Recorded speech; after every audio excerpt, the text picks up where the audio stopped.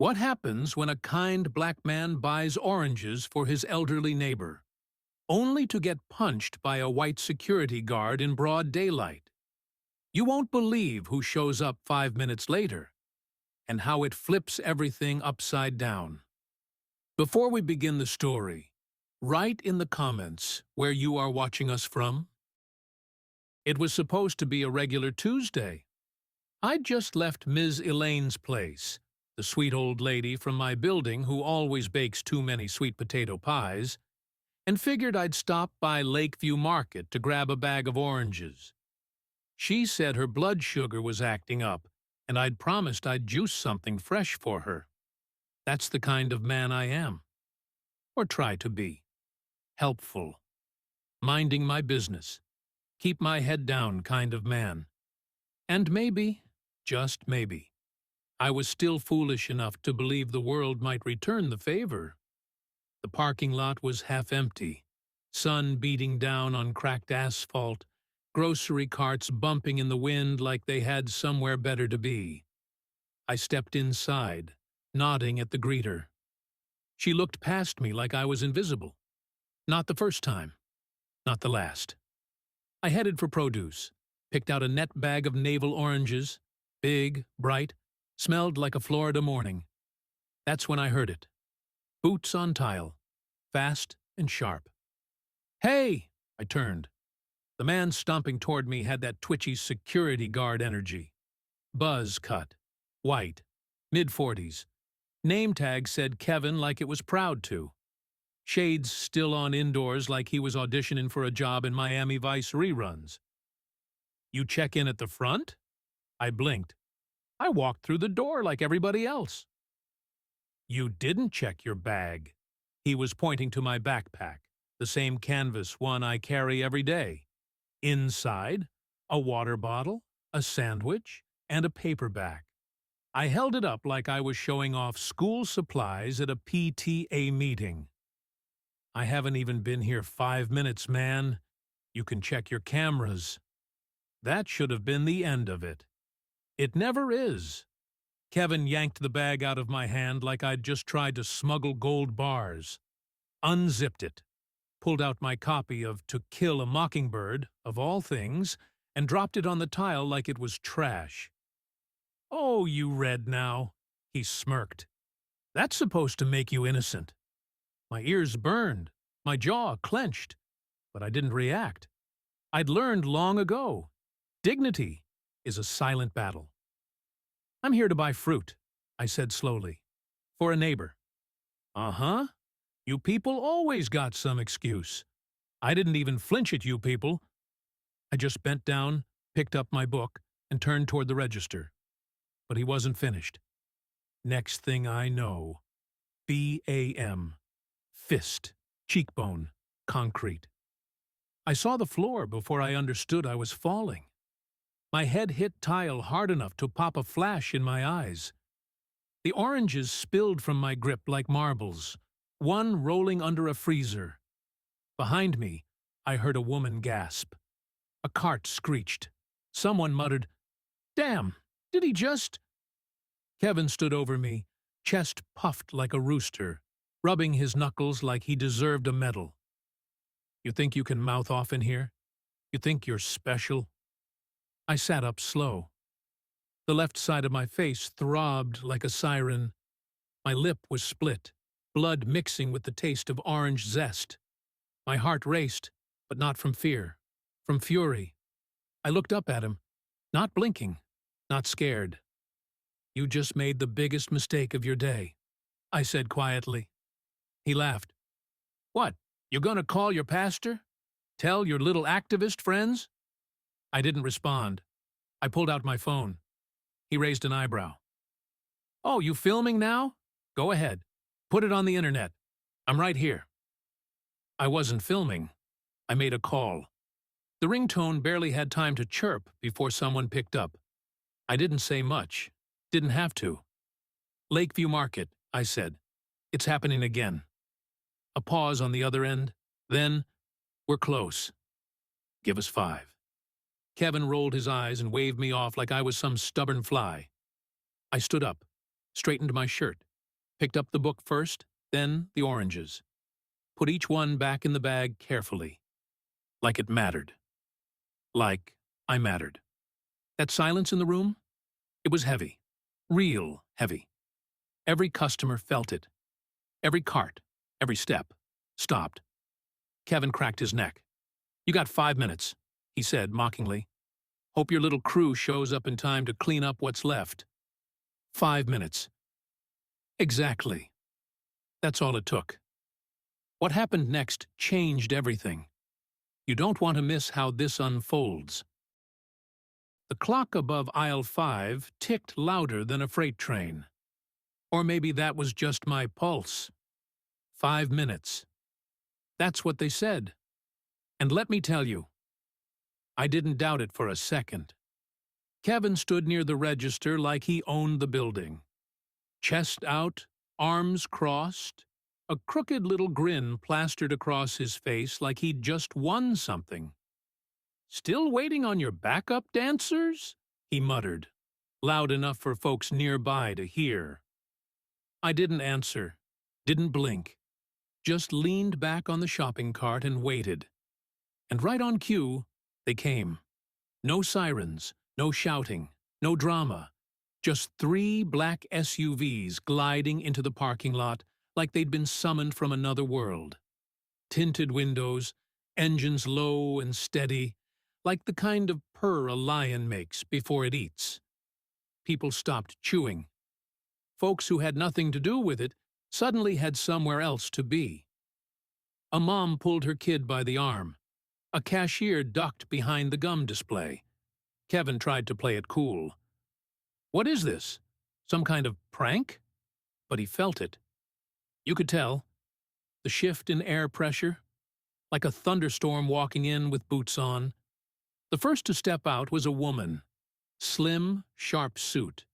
Jet black heels clicking like clock hands. Skin like bronze. Eyes like they'd seen too much and were tired of pretending they hadn't. She walked straight toward the doors, not even glancing at the parking lot, like the building owed her something. Behind her, 2 men.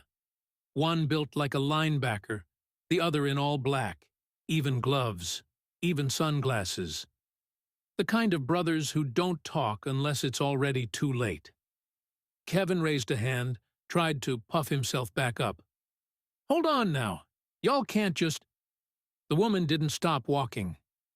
"You laid hands on him?"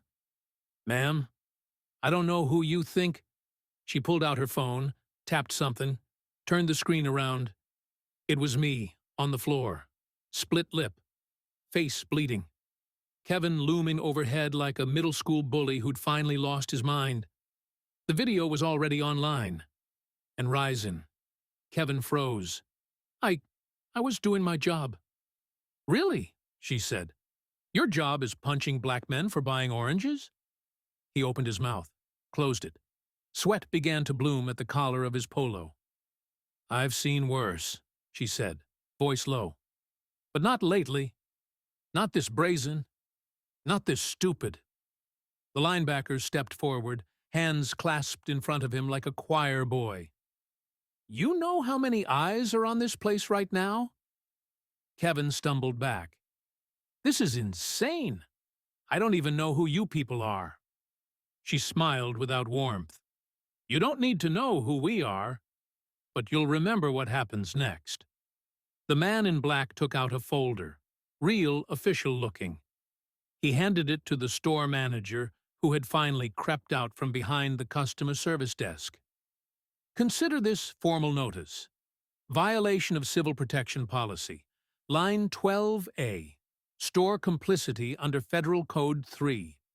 You let him do this, and you watched." The manager stammered. I didn't know." "You didn't want to know," she cut in. I stood off to the side, watching it all. I hadn't said a word. Didn't need to. The room was doing all the talking. Kevin tried one last time to salvage the wreckage. "This isn't right. I didn't mean—" "No," she said, stepping closer. "You meant every second of it. And now we mean this." She turned toward me. You all right? I nodded. Banged up, but I'll live. She nodded back. You're not going to carry this alone. And just like that, things moved fast. Real fast. The store manager was signing papers he couldn't pronounce. Kevin was being escorted out, not by police, but by accountability in human form. His mouth moved the whole time, but no sound came out. He looked smaller now, like somebody had let the air out of his pride. Phones were out. Videos rolled. Hashtags were already spinning up on apps I barely use. Oranges and justice. Lakeview did what? Don't touch him. And me? I stood tall, chin up, blood still drying on my cheek, watching the same folks who'd ignored me 20 minutes ago suddenly look at me like I was somebody. But I didn't need their approval.